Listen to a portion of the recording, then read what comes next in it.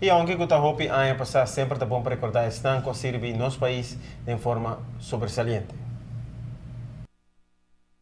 Josie Trump estava uma pessoa grande em política e governo de Aruba e Antilla. Tempo, hasta el hombre más importante na Aruba, sendo líder do Partido Patriótico Arubano, PPA.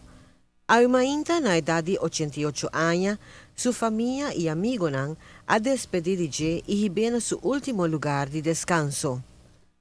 Acadêmico ribaterreno de finança.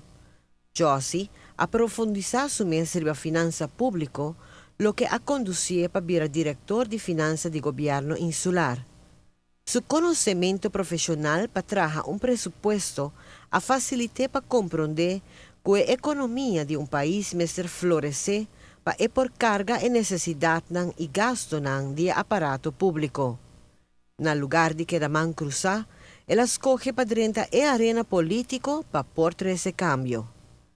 Josie adrenta PPA na 1963 e vira líder do partido na 1969, cogiendo a máxima quantidade de votos, sendo o partido de mais grande na Aruba. Subsequentemente, estava diputado de Aruba e depois ministro de Finanças. Estava parte do governo que construiu terminal novo e a la vez has pista de aterrissagem mais largo para por acomodar aviões mais grande. A percurar para modernizar nos WAF. A expandir Aruba Caribbean Hotel e a construir hotel na maneira Sheraton e americana.